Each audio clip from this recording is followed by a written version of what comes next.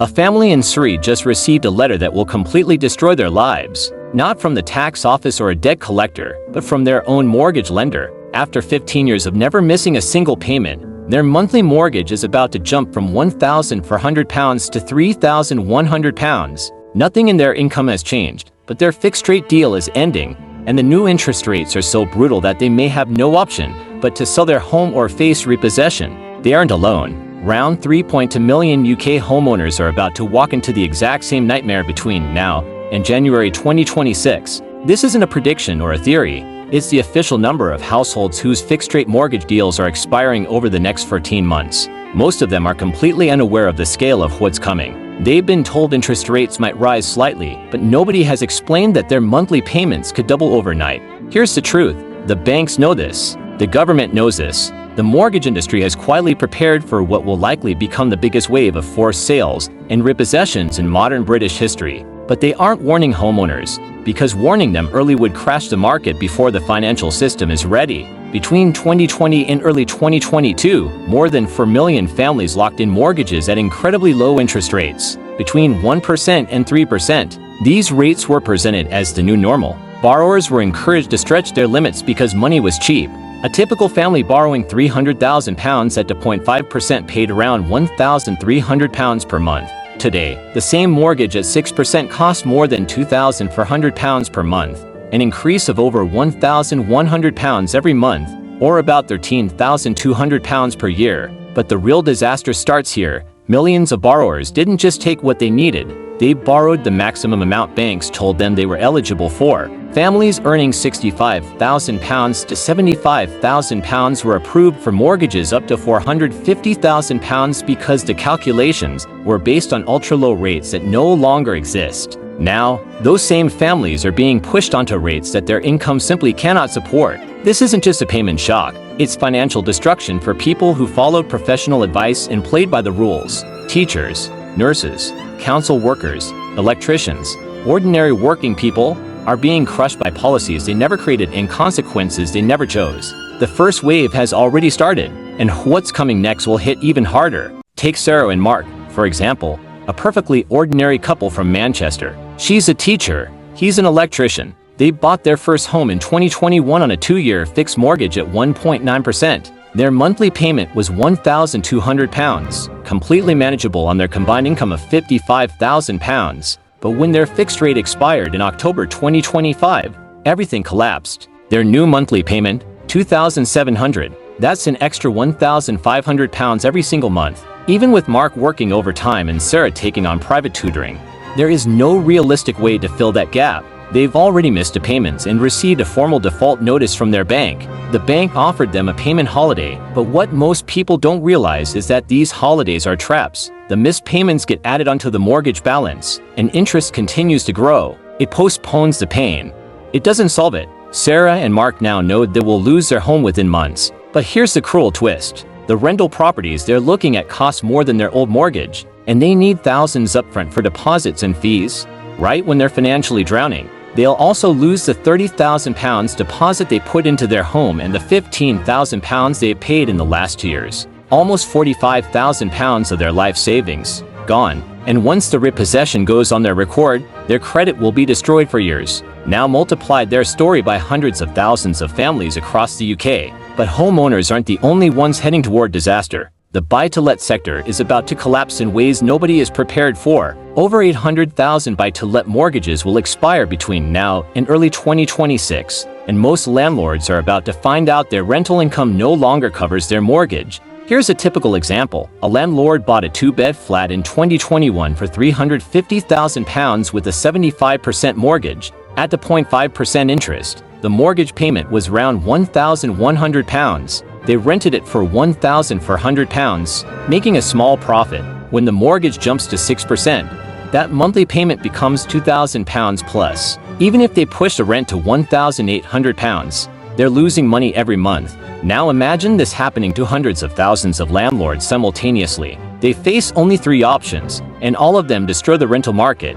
1. Pay the extra from their own salary most cannot. 2. Sell the property removing it from rental supply. 3. Stop paying the mortgage leading to repossession. All 3 outcomes shrink the number of available rental homes. But at the same time, Desperate families losing their homes enter the rental market with damaged credit and urgent demand. Less supply plus more demand equals rents explode. This is why rental prices are already rising in many cities, and why the next 2 years will be far worse. This crisis is not isolated. It is a chain reaction that will affect homeowners, renters, landlords, councils, and entire communities. Now we reach the next stage of the disaster, the negative equity trap, something millions of homeowners don't even realize is about to hit them. Negative equity happens when the value of a property falls below the amount still owed on the mortgage. And with the wave of forced sales coming, this will become extremely common. Here's how it works. Millions of families who bought homes between 2020 and 2020 to pay peak prices, often borrowing 90 to 95% of the property value.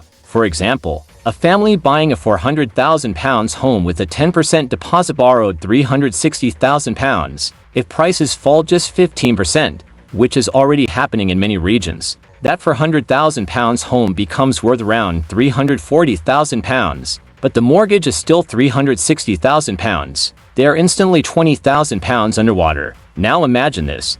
Their mortgage payment jumps from £1,500 to £3,000 because their fixed rate expires. They can't afford to stay, but they also can't sell, because selling would require them to find £20,000 cash just to clear the mortgage. How many families have £20,000 spare? Almost none. So they're trapped. They're forced to either 1. Keep paying a mortgage they can't afford, until they eventually default anyway. 2. Stop paying and face repossession, losing everything they've invested. Once thousands of homeowners start panicking and selling quickly, they accept lower prices just to escape. These distress sales drag down prices across entire neighborhoods. Suddenly, even families who are safe start falling into negative equity. It becomes a vicious cycle. Mortgage shock gives distressed sales, gives falling prices, gives negative equity, gives more distressed sales, gives prices fall again. The banks know this, which is why they've already started quietly preparing behind the scenes. Major lenders have massively increased their bad debt provisions, money they set aside for expected defaults. Some banks have increased these reserves by more than 200% compared to pre-pandemic levels. They're also hiring more staff, not in customer service, not in mortgage advice, but in repossession departments. These aren't temporary hires, they're permanent roles, because the banks expect repossessions to continue for years. Meanwhile, the same banks are still advertising mortgages to new buyers. Even though they know the market is heading into chaos, they're pushing people into a burning building while preparing the fire engines for the disaster they expect. The Bank of England stress tests reveal the truth. They openly model scenarios where house prices fall 30%, unemployment rises to 8%, mortgage defaults spike dramatically. They aren't doing this for fun. They're preparing for what they believe is coming. And while all of this is happening, something else is going on behind the curtains. Something even more unsettling. Investors with deep pockets are getting ready to buy up repossessed homes in bulk. Because for them, this crisis isn't a tragedy, it's an opportunity. Here's the part the public never hears about. Large investors, pension funds, private equity firms, even foreign sovereign wealth funds have quietly been raising billions of pounds to buy distressed UK properties during the coming wave of repossessions. They're not doing this because they feel sorry for struggling families. They're doing it because they know millions of homes will soon be sold far below their true value. These groups include global investment giants, pension funds looking for safe long-term assets, private equity firms ready to convert homes into rentals, overseas investors seeking UK property as a store of wealth. Some of them can buy hundreds of houses at once, in cash, giving them a huge advantage over real families who need mortgages. They aren't waiting for the crisis, they're preparing for it. Meanwhile, the government, instead of helping homeowners, is making decisions that protect investors and banks. When interest rates started rising, the government had multiple options. Freeze rates, temporarily offer direct mortgage support, force banks to extend terms or reduce payments, create emergency hardship funds, delay repossessions, regulate rent increases. But they did almost none of these things. Instead, they introduced the mortgage charter, which sounds supportive, but actually gives banks more power to repossess homes faster. They also continued Help to Buy and other schemes that inflate house prices rather than help struggling buyers. And they refused to introduce rent controls, claiming it would disrupt the market. Meanwhile, tenants face rent rises of 30%, 40%, even 50% in some areas. Behind the scenes, the Bank of England's interest rate policy benefits one group the most: investors and financial institutions. Higher interest rates increase returns for pension funds, hedge funds, big investors, institutions that profit from bonds and savings products, but they destroy the finances of homeowners, renters, small landlords, working families. This isn't an accident. It is a direct outcome of how the system is designed. And as usual, the people with money see what's coming long before the public does. Specialist investors are preparing not just to survive the crash, but to profit massively from it. Between November 2025 and March 2026, round 1.4 million fixed-rate mortgages will expire. Families will try to survive the increase at first. They'll cut expenses, borrow from family, work extra shifts, but most won't last longer than a few months. By summer 2026, defaults will begin. By September 2026, default notices will peak. By October 2026, the repossessions begin on a massive scale, and by January 2027, the UK could see over 400,000 completed repossession cases, with hundreds of thousands more still in the pipeline. But this is only the first wave. The second wave of this crisis will be even bigger and far more devastating. Between April 2026 and December 2026, another 1.8 million mortgage deals will expire. This group includes families who took out 5-year fixes during the pandemic, believing they had insulated themselves from rising rates. But those deals were based on the same artificially low interest rates that no longer exist today. When their rates reset, many will see their payments double or even triple overnight. These families have been living for years with low monthly payments, budgeting their lives around those numbers. A sudden jump of £800, £1,200, or even £1,600 per month will break them instantly. The government's internal data, which is never shown to the public, suggests that between 2025 and 2028, around 1.2 million mortgage defaults could occur. That affects around 3.2 million people, including children. That's about 5% of the UK population losing their homes in a single financial cycle. Some regions will be hit far harder than others. London, the southeast, and parts of the northwest could see default rates above 10% of all homeowners. Entire neighborhoods could face waves of for sale signs, repossessions, distressed sales, and collapsing house prices. And while this is happening, another crisis will explode: homelessness. Local councils already struggle to house people. Their budgets are stretched thin, but the projected homelessness levels for 2026 and 2027 will overwhelm them completely. Many councils will be forced to place families in temporary accommodation hundreds of miles from their homes, separating parents from jobs and children from their schools. The knock-on effects will be huge: children's education disrupted, family breakdowns, mental health crises, pressure on NHS services, loss of jobs due to relocations, increased poverty, and long-term instability. The social cost will be enormous, but almost none of it is being discussed publicly. Instead, the narrative pushed by media and financial institutions blames struggling families, calling them overborrowers. But the truth is the opposite.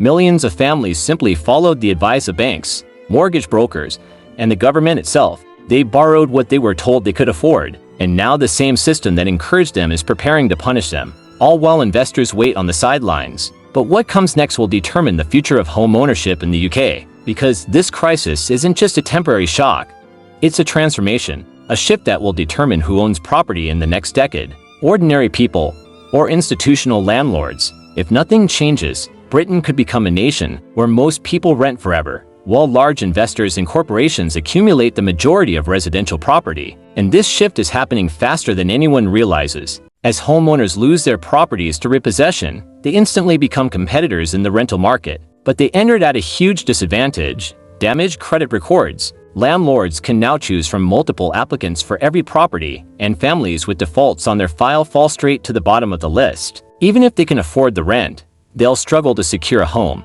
At the same time, buy-to-let landlords facing unaffordable mortgages are selling their properties or being repossessed. Every sale removes another rental property from the market. The overall effect is simple: the number of available rentals shrinks, and the number of people desperate to rent skyrockets. This combination will push rents up dramatically and permanently. Some areas are already experiencing increases of 30% to 50%. In 2026 and 2027, this pressure will intensify as more homeowners are forced into the rental sector. Local councils are completely unprepared for what's coming. Their temporary housing budgets were designed around normal levels of homelessness, not a 300% or 400% increase. Many will simply run out of money. The long-term consequences extend far beyond housing. When people lose their homes, their savings, and their stability, everything else collapses. Mental health issues skyrocket, family breakdown becomes common, children fall behind academically, and HS demand increases, community ties weaken, poverty becomes generational. And as consumer spending falls sharply because families prioritize survival, the broader economy will suffer. Shops close, small businesses collapse, unemployment rises. Each wave of job losses triggers more mortgage defaults, creating a brutal feedback loop. But here's what almost nobody realizes. This isn't an accidental crisis. It is the predictable result of a financial system that pushes families into debt when rates are low, then pulls the floor out when rates rise. Low interest rates were never meant to help ordinary people. They were designed to inflate asset prices, making homes more expensive while boosting profits for banks, developers, and investors. Borrowers were told these low rates would last. Mortgage advisors were rewarded for pushing people to borrow more. Banks created affordability tests that ignored the possibility of rate rises. And when rates finally increased, those same institutions were already preparing to profit from the fallout. They lend during the boom. They repossess during the crash. They sell the same homes to investors at a discount. The wealth transfers upwards every time. And this cycle has happened repeatedly. 2008, 1990, 1980s. Each crash moves more homes out of the hands of families and into the portfolios of large investors. And the current crisis is shaping up to be the biggest transfer of all. Copy. But the most alarming part of this entire situation is how international investors are positioning themselves. The UK housing market has quietly become a playground for global capital, and the mortgage crisis is their golden opportunity. Sovereign wealth funds from the Middle East and Asia have already allocated billions specifically for UK property during the downturn. These buyers aren't looking for homes to live in. They want assets to hold, flip, or rent at high yields. Some will leave properties completely empty because for them, the home itself is just a financial instrument. Chinese investment groups, despite restrictions on capital leaving China, have quietly set up UK-based companies designed solely to buy distressed residential property. They view UK real estate as one of the safest investments in the world, especially when families are forced to sell cheaply. American private equity firms are preparing to repeat what they did during the 2008 US foreclosure crisis. Back then, they bought entire neighborhoods of repossessed homes, turned them into rental empires, and made billions. Now they're ready to do the same on British soil, but at an even larger scale. These international players have a huge advantage over UK families. They can borrow cheaper, access foreign financing, hedge currency, and buy in bulk. They don't need mortgages. They don't need affordability checks. They don't need perfect credit, and the Bank of England makes it even easier for them. Financial regulations favor large investors over ordinary buyers. Corporate buyers often avoid taxes that families must pay. They use complex legal structures to reduce stamp duty, avoid capital gains, and reduce risk. Meanwhile, the average British family gets crushed by every fee, every interest rate hike, every affordability test. The more foreign investors buy, the fewer homes remain available for families. And because these buyers don't care about local affordability, their purchases push prices higher and higher, totally disconnected from UK wages. This is how homeownership slowly dies. But the public still doesn't understand the scale of this. Why? Because the system is designed to keep people confused and isolated. Banks use psychological tactics to shift blame onto homeowners. They want borrowers to feel ashamed, not angry. Media outlets push the idea that people overborrowed, ignoring the fact that banks themselves encouraged it. Why? Because panic hurts investor confidence, and investor confidence is the priority, not ordinary families. As this crisis unfolds, mental health services are already reporting rising levels of stress, anxiety, and depression among mortgage holders. People are silently breaking down, but the data is hidden because the truth would damage the image of the strong property market. This isn't just a financial crisis, it's an emotional and psychological one too, and it's only getting worse. And now we reach the point where everything converges: the psychological, financial, and structural collapse of the UK housing system. What's coming isn't just repossessions or rising rents. It's the complete reshaping of who will own Britain's homes for the next generation. Mental health services are already sounding alarms. Mortgage-related anxiety, stress breakdowns, and even suicidal thoughts are rising fast. But this information rarely reaches the public. Why? Because revealing it would damage investor confidence and expose the truth. Millions of families are living in quiet panic. Debt advice charities are overwhelmed with cases. Families who have never missed a payment in their lives now find themselves choosing between food, energy bills, and mortgage payments. These charities know the wave is coming, but their funding is shrinking, not increasing. But the system benefits from the silence. The less people understand, the easier it is for institutions to control the narrative. Instead of talking openly about the millions heading for default, the media focuses on resilient property markets, strong investor interest, and soft landings. They spin the crisis into something manageable, something temporary, when in reality, the foundations are crumbling. And during the silence, something else is happening. Ordinary British families are being pushed out of home ownership and into permanent renting. If the current trajectory continues, home ownership could fall below 50% within the next decade. Not because people don't want to own, but because the system is being reshaped to favor investors over families. Here's the future that investors are planning for: fewer homeowners, more long-term renters. Entire neighborhoods owned by corporations, rents controlled by a handful of large landlords, properties treated as financial assets, not homes. Meanwhile, families who lose their homes won't recover for years. If they recover at all, a repossession stains your credit for 7 years, making it nearly impossible to buy again. Many will become permanent renters, paying more than they ever paid on their mortgage, but building no wealth. Children born into these families will inherit instability, not security. They'll grow up in a system where owning a home is a distant dream, something only investors in high-income households can achieve. And this isn't accidental. It's a byproduct of decades of policies that treat property as an investment vehicle instead of a human necessity. But the most important truth of all is this: the outcome of the next 2 years will decide the future of housing in Britain for an entire generation. If nothing changes, the UK becomes a nation of renters. If action is taken, the cycle can still be broken. But time is running out.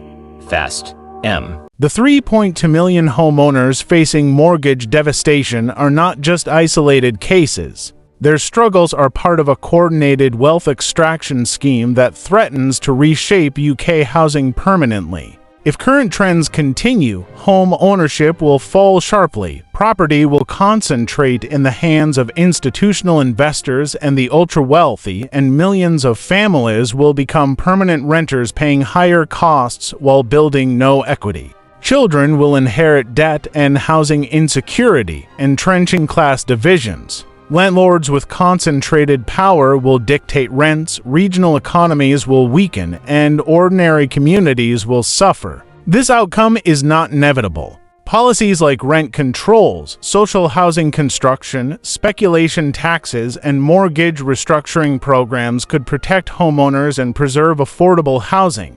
The window to act is closing, but it is not gone. Britain must choose whether to defend housing for ordinary families or to allow wealth accumulation for the few. The mortgage crisis of 2025 and 2026 will be remembered as the point when the country either upheld the promise of home ownership or abandoned it for all but the wealthy. Homeowners must recognize the systemic nature of this crisis and demand change instead of accepting bankruptcy as inevitable.